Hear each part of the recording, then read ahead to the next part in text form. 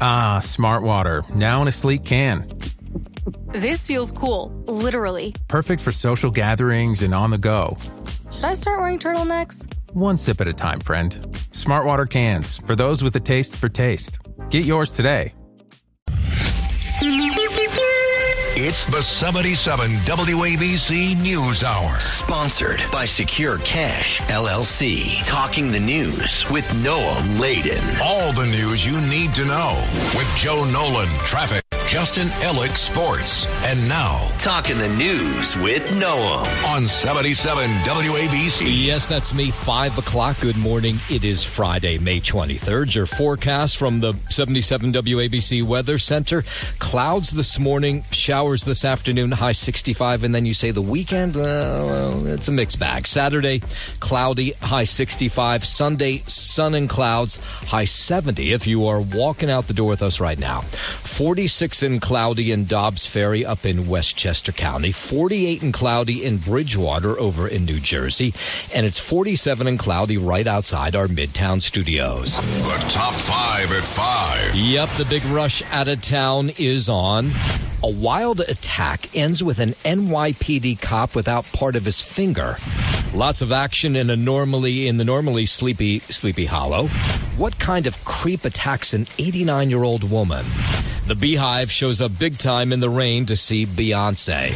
All right, let's get into it at 5:01. The Memorial Day weekend travel rush is on. I'm always a little jealous when I do these stories when I have no plans myself, but a lot of other people do. TSA regional spokesperson Dan Velez says they are ready for the crowds this weekend. Normally, when you have a holiday falling on a Monday, your Thursdays and Fridays prior to that Monday are always going to be very busy. Yeah, it'll be quiet likely here in the city, at least work-wise. People taking the day off. Peak airport crowds expected today.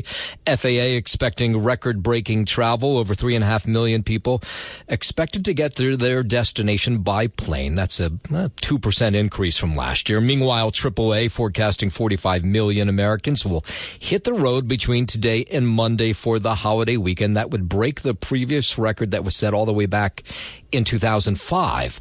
TSA again at the airport say they'll try to move the crowds even at Newark where they've had lots of problems lately. And the airlines that service those airports to make sure that we're all on the same page as far as delays or, more planes that'll be flying out that day because of problems the previous day. So we're always prepared and we're always in the loop. And if you are getting into a car, you'll enjoy what's cheaper than usual gas this weekend. Gas Buddy says the national average for a gallon of gas will be about $3.08, which would be the cheapest Memorial Day gas since 2021.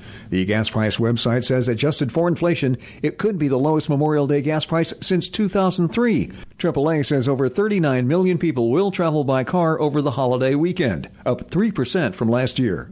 I'm Mark Mayfield. All right, let's go down to Washington at 5:02. The gunman in Wednesday's deadly shooting of 2 Israeli embassy staff members in D.C. formally charged now. The interim U.S. Attorney for the District of Washington, Janine Pirro, making the announcement. Murder in the first degree for the murder of 30-year-old Yaron Levshinsky, a foreign official and official guest of the United States. Mr. Levshinsky was here on official business for the state of Israel. Elias Rodriguez now faces 2 counts of first-degree murder, along with the murder of foreign officials, 2 firearm-related charges. Of course, he was taken into custody following that shooting outside the Capitol Museum, the Capitol Jewish Museum, on Wednesday night. That the tragic murder of these 2 Israeli embassy employees outside of the Capitol Jewish Museum last night was both an act of terror and directed violence against the Jewish community.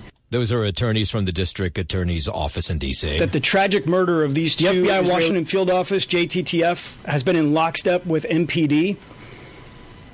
And with the assistance of FBI offices across the country, we're continuing to investigate and contact the subject's associates. The defendant, Rodriguez, is also charged with 2 counts of murder in the first degree for both Yaron Levshinsky along with 26-year-old Sarah Lynn Milgram of Kansas. And we have more details than we had when we came on the air yesterday. Maybe you saw this. The gunman who shot the two embassy workers then walked into the museum, and they thought he was somebody who had just witnessed what had taken place. They said he seemed nervous. They gave him water. And he had you can only imagine what he could have done inside that museum if he had kept firing away. We also learned that he shot at both of his victims numerous times as they were trying to get away. Well, here's a woman who was at this event in the Jewish Museum after the shooting and spoke directly with Elias Rodriguez. So he was saying to call the police. At this point, everyone thinks he's a witness. And then he was inside the museum for about 10 to 15 minutes with us. They had, at that point, shut the doors to the museum inside and outside, so folks could not leave, folks could not enter. And he was the one, of course, that was telling them to call the cops. And when the cops arrived, he was there. He was waiting for them, put on his keffiyeh, reportedly, and that's when he yelled, "Free Palestine." Everybody, of course, responding to this over the last 24 hours, including Republican Senator John Thune and Democratic Senator Chuck Schumer in the Senate yesterday. Such a blatant and targeted act of anti-Semitism right here in the nation's capital should outrage everybody. A beautiful young couple about to be married, just starting their lives, gunned down seemingly because they were Jewish. From everything we know so far, it is appallingly clear that event attendees were deliberately targeted. The White House says President Trump saddened, outraged about the deadly shooting. Here was Press Secretary Caroline Leavitt yesterday. Hatred has no place in the United States of America under President Donald Trump. Everyone here at the White House is praying for the victims' friends and families during this unimaginable time. The evil of anti-Semitism must be eradicated from our society. Yeah, now it's on to the trial after these charges were filed yesterday. 5:06, out to California, where a woman recounting how she helped to rescue a family after Thursday morning's plane crash in a San Diego neighborhood. Yasmin Sierra says after she felt her house shake and saw flames, she realized neighbors in the home behind her were trapped. I screamed for my teenage son. He's about to be 17. I told him to go grab the ladder, and we got on our trampoline, threw the ladder over our fence, and they were able to evacuate through our backyard. Yeah, she says she and her son helped evacuate this mom, 2 kids and 2 dogs. She says without that trampoline in her backyard, they wouldn't have been able to bounce up and down to get to the ladder and get over the fence. And I'm a short girl. I'm 5'1". So there's no way we would have been able to throw that ladder over our fence if we weren't bouncing on our trampoline to get it over. She was kind of a hero, though she doesn't think she was. It's human instinct it should be to want to help someone else. Yeah, that Cessna was on its way to Montgomery Gibbs Airfield. This was 3:45 in the morning California time when it crashed into that neighborhood that is home to 2,300 military families, hit 10 houses along Sample Street. When I came in this morning at about 4 o'clock, there was very dense fog as we came in. There's dense fog throughout the whole plateau that we had up here. We do have a clipped power line behind us. NTSB and FAA are looking into that to see if that was part of the problem as it came in. They will have a better understanding of that as they do the investigation. Yeah, so Yasmin, Sierra, and of course those first responders, all heroes for what they did to evacuate that neighborhood middle of the night in San Diego Thursday morning. 5:09, back to Noam Layden, news reporter. The Supreme Court blocking what would have been the nation's first publicly funded religious charter school. Correspondent Laura Jarrett has more. That means that the lower court's decision is upheld, and the Supreme Court in Oklahoma had said, no, you can't have a taxpayer-funded religious charter school like this. It violates the Constitution. The case is out of Oklahoma, where there were plans for a Catholic virtual school. It was appealed to the nation's highest court, which was split at 4-4. When that happens, the lower court's ruling is upheld. The justices did not explain their vote. The ruling only applies to Oklahoma, meaning there's not a nationwide precedent for publicly funded religious charter schools. 5:09, the U.S. and Iran set to hold another round of nuclear talks. Emissaries from both nations will meet Friday in Rome with the U.S. contingent led by Middle East Special Envoy Steve Witkoff. The U.S. is calling for Iran to halt its uranium enrichment program, but the Islamic Republic has rejected those demands in the past. Tehran maintains its nuclear program is for civilian purposes. The White House said on Thursday that President Trump believes a potential deal with Iran is moving along in the right direction. I'm Mark Mayfield. Down to Washington, President Trump's big, beautiful bill passed the House yesterday morning, a vote of 215 to 214, with all Democrats, 2 Republicans voting no. House Speaker Mike Johnson taking a victory lap yesterday, offering up some advice to his colleagues in the Senate who will now take up the measure. Think of this as a one-team effort, as we have, and to modify this as little as possible, because it will make it easier for us to get it over the line ultimately and finished and get it to the president's desk by July 4th. But senators have already promised to make some changes. The bill, if it becomes law, would institute reforms to Medicaid, including stricter work requirements, more frequent eligibility checks. It's estimated the U.S. will save about $625 billion, but it also means millions of Americans will lose health insurance over the next decade. The House has passed generational, truly nation-shaping legislation to reduce spending and permanently lower taxes for families and job creators.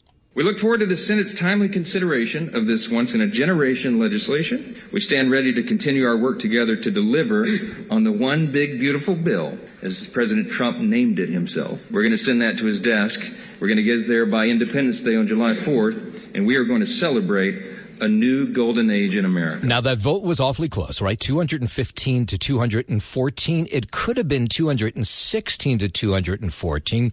But Long Island Congressman Andrew Garbarino overslept the vote. At least that's what House Speaker Mike Johnson said. So we're going to hear in the next half hour some from voters on Long Island who heard about the fact that he slept through the vote. And you can imagine they had some interesting responses to that.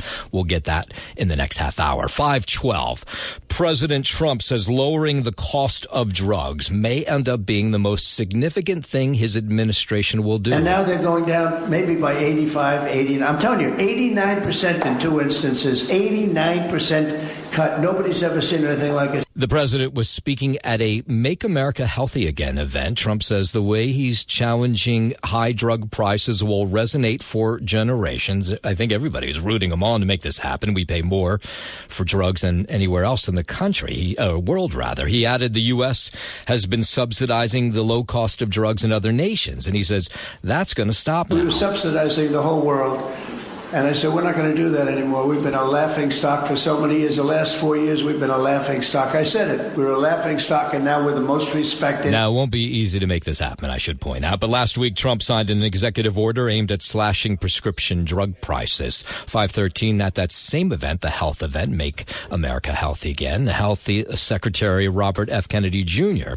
says there's an ultra-processed food crisis happening in our country right now. And tried to reduce our reliance on ultra-processed food and try to improve the quality of the food, improve the nutrient density of our food. Yeah, there's a lot of processed food out there, and kids are the ones, for the most part, who are eating them. But the top of the list is poor diets for kids.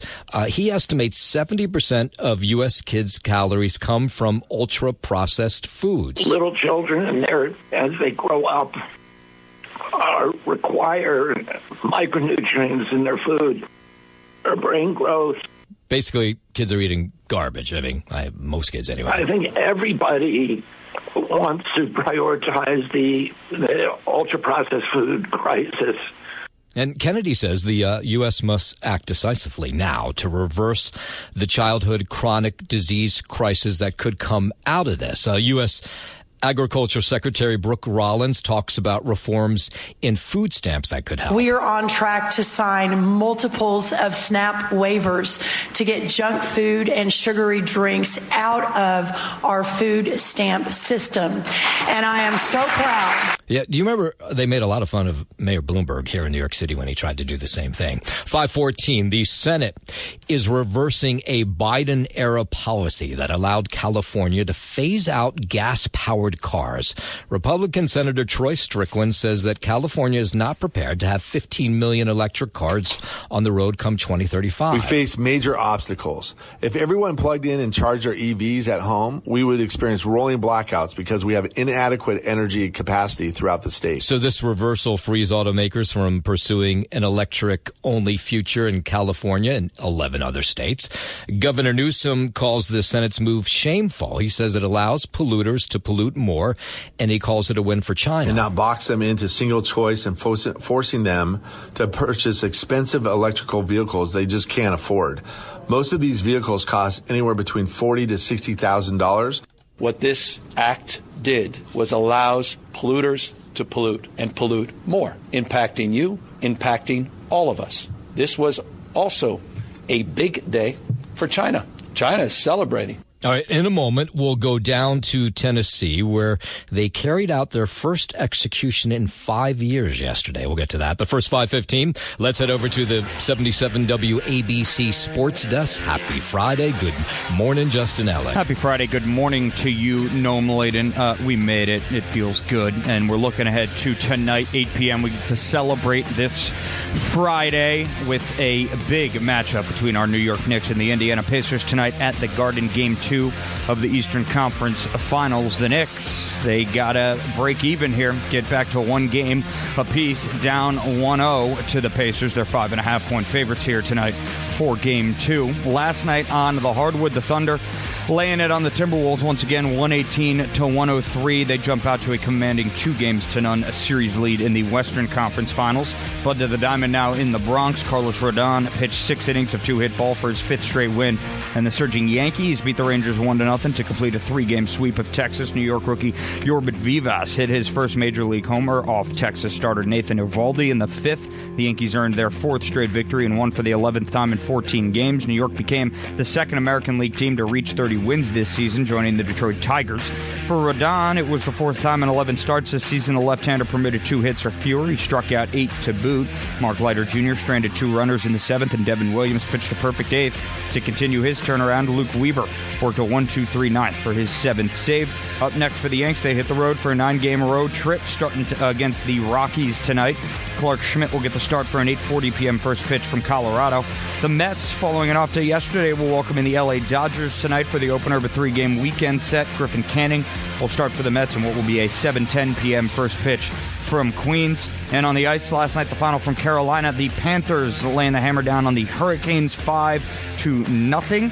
Florida jumps out to a commanding 2-0 series lead in the Eastern Conference Final there. That's your Sports Know, man. I'm Justin Ellick on 77 WABC. Hey, business owners, make your cash secure again with Secure Cash LLC. Transporting your business's cash safely in armored trucks. SecureCashLLC.com. WABC News Time, 5:19. Let's go down to Tennessee. The state of Tennessee carrying out its first execution in 5 years yesterday. Tennessee Corrections Commissioner says 75-year-old Oscar Smith received a lethal injection yesterday at the Riverbend Maximum Security Institution in Nashville. By order of the Tennessee Supreme Court, the Department of Correction carried out the death sentence of Oscar Franklin Smith by means of lethal injection at the Riverbend Maximum Security Institution. Inmate Smith was pronounced dead at 10:47 a.m. Smith was convicted of fatally stabbing and shooting his estranged wife, Judy, and her 2 teenage sons, Chad and Jason. This was back in Nashville all the way in 1989. Smith actually came within minutes of execution back in 2022 before he received a reprieve from Governor Bill Lee due to improperly tested drugs that were to be used in the execution. So until yesterday, the last execution that had been carried out in Tennessee was all the way back in 2020. But pray that this case becomes a call to action, encouraging those in danger to seek help before it's too late. We also pray that more resources and support will be made available to those who need that helping hand. The officials say he chose hot dogs, tater tots, and an apple pie with vanilla ice cream for his final meal. 5:20. Almost 400 books removed from the U.S. Naval Academy School Library over DEI issues are now being returned back there. The decision comes after a new review was completed using the Pentagon's standardized search terms for diversity, equity, and inclusion titles. Those standards determined that only around 20 books had to be removed from the library. A prior search by Navy officials using their own terms had called for 381 books to to be removed. A review carried out under new Defense Department leadership only identified 2 or 3 of those books that needed to be removed. I'm Scott Carr in Washington. The Treasury Department is halting its production of new pennies now. Every time it rains, pennies from heaven.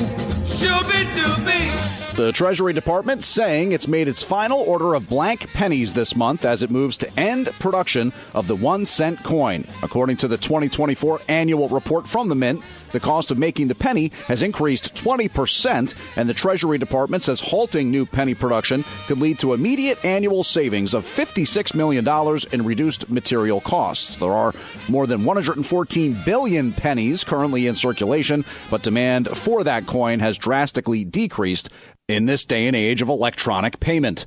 James Flippin for 77 WABC News. Okay, with no new pennies, will businesses round up prices or round prices down? My guess is probably up.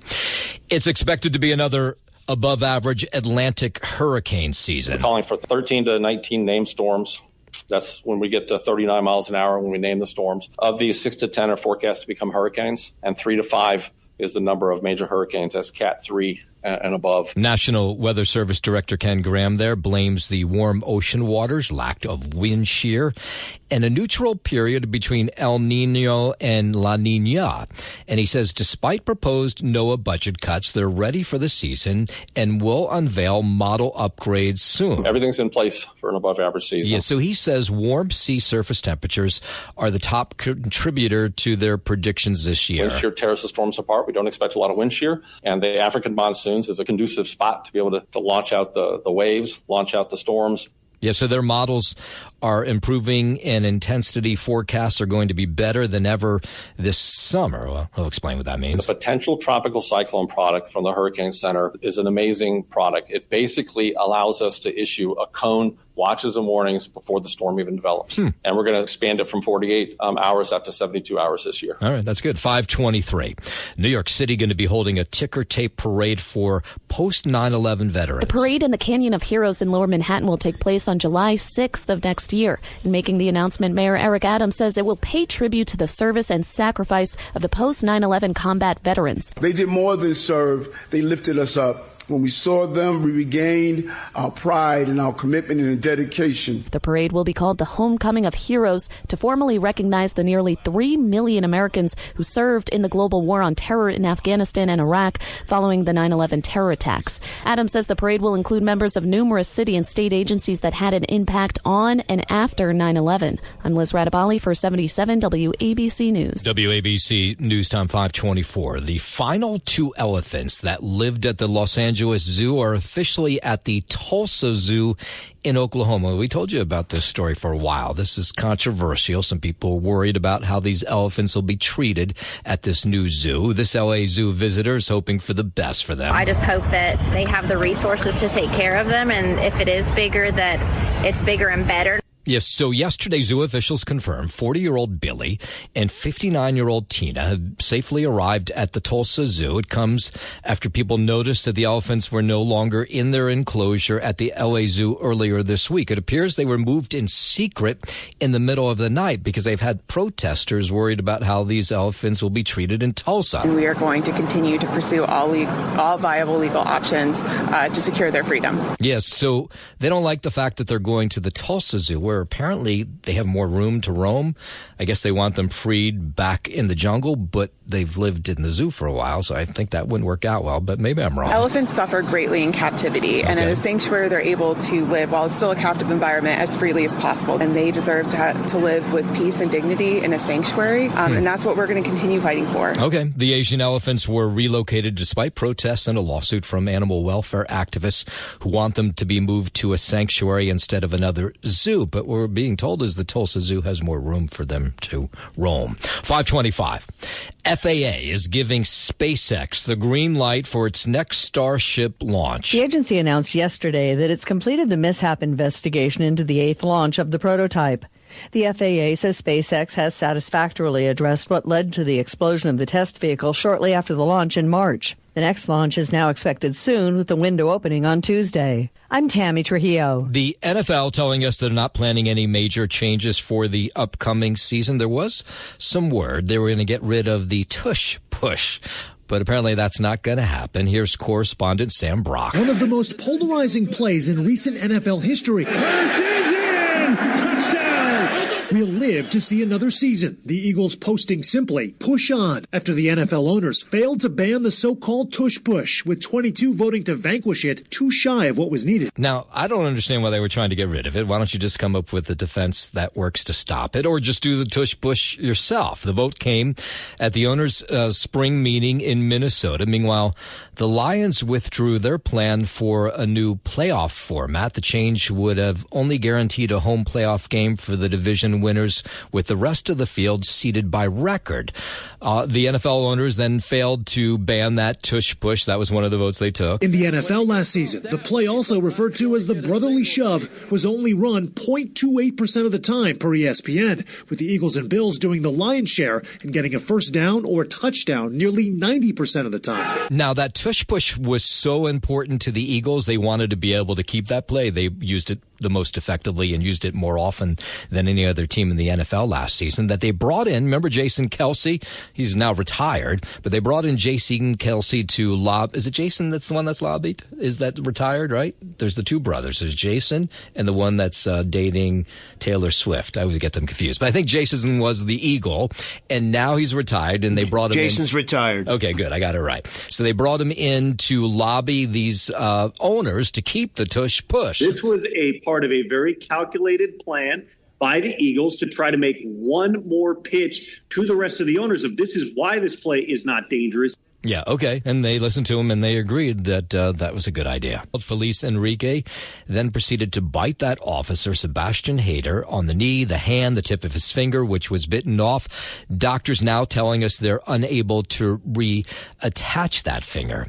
So now this suspect's been arraigned on a grand jury indictment, charging him with assault, harassment, endangering the welfare of a child. I mean, he sounds like somebody who has mental health issues if you're punching a 9-year-old kid.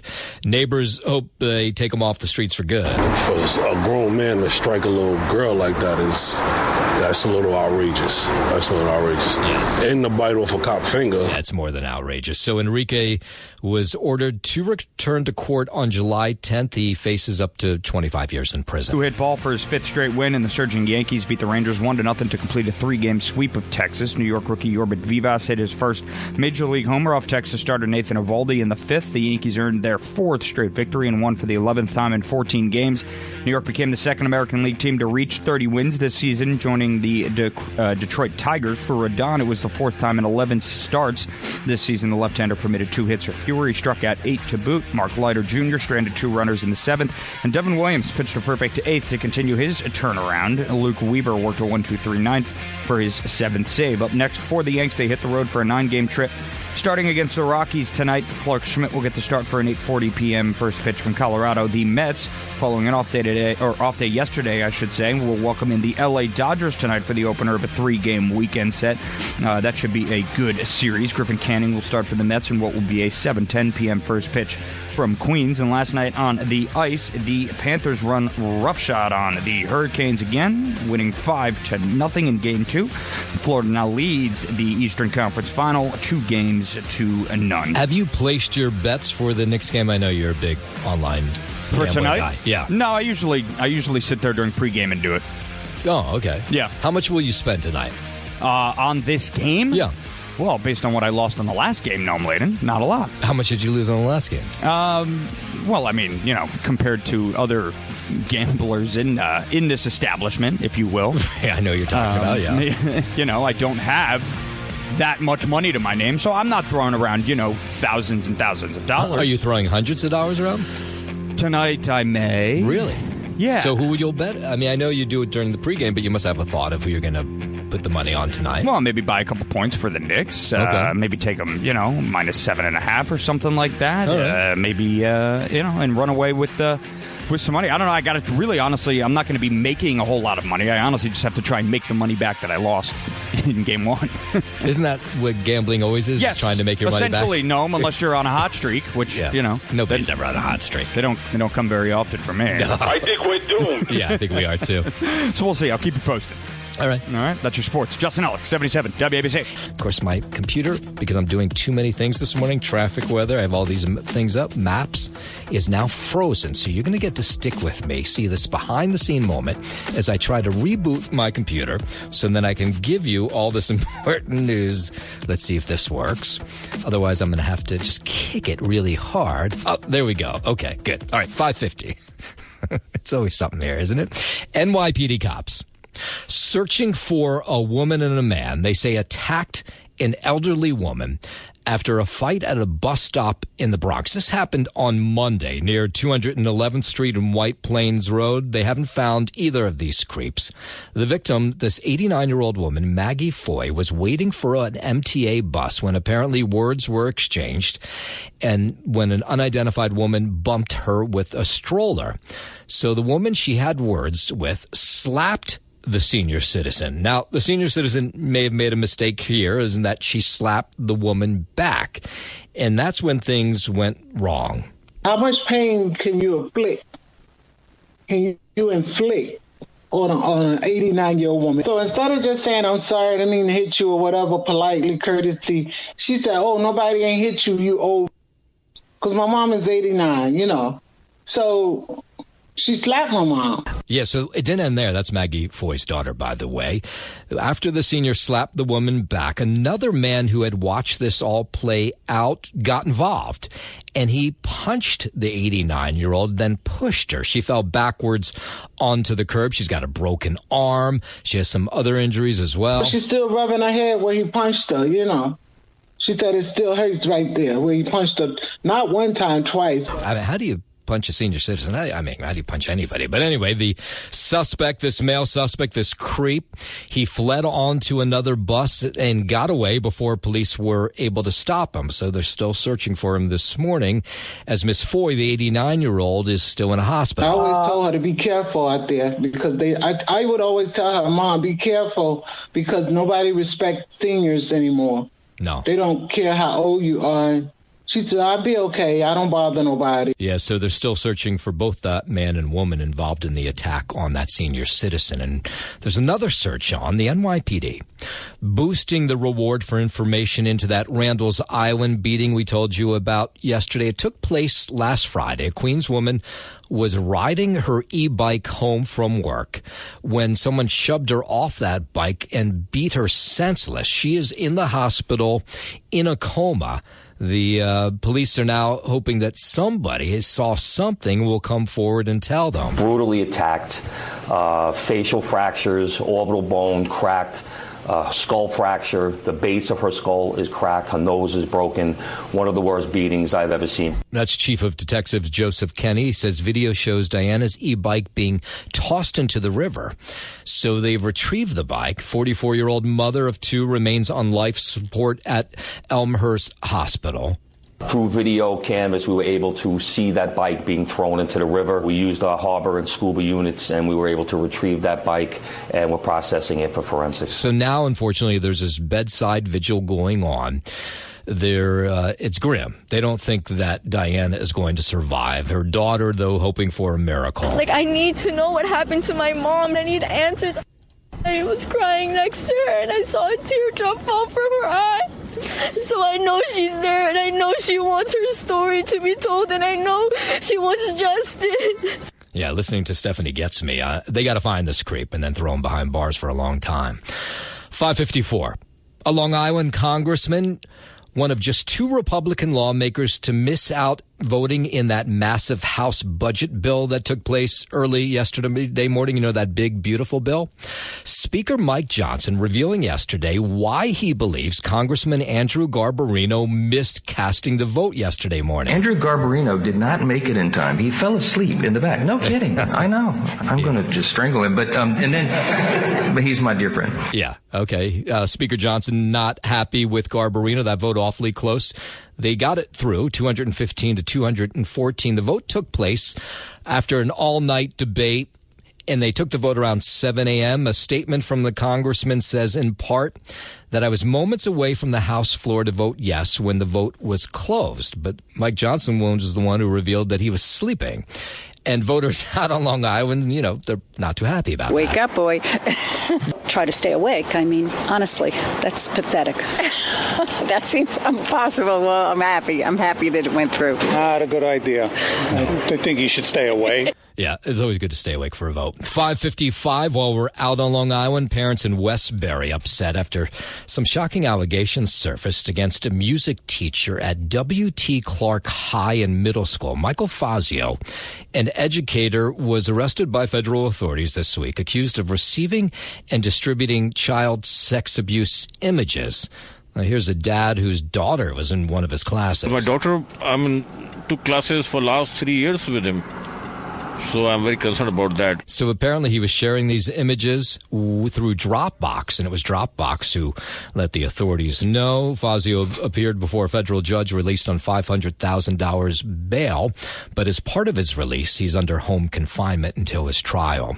5:56, New York City going to hold a ticker tape parade for post-9/11 veterans next year. And making the announcement, Mayor Adams says the parade, called the Homecoming of Heroes, will pay tribute to the service and sacrifice of post-9/11 combat veterans. It will formally recognize the more than 2.9 million Americans who bravely served during the global war on terror in Iraq and Afghanistan. Yeah, I think that's a great idea. I mean, so many people have sacrificed so much in the cleanup down below at 9/11, and in the years since, so many have gotten cancer and sick. So now's the time to throw a parade for them. So good for the mayor for doing that. And we'll end with this. The Queen arriving at MetLife Stadium, the Beyonce tour, 5 nights at MetLife Stadium. The Beehive, as they're called, the fans, showed up to see the Cowboy Carter tour. It kicked off last night in the rain, but the place was packed anyway. She is flawless, and I love how she's introducing her daughter Blue into to pass the legacy down, and she's beautiful. No matter rain, what's going to happen? Beyonce, everyone on that tour is about to kill it.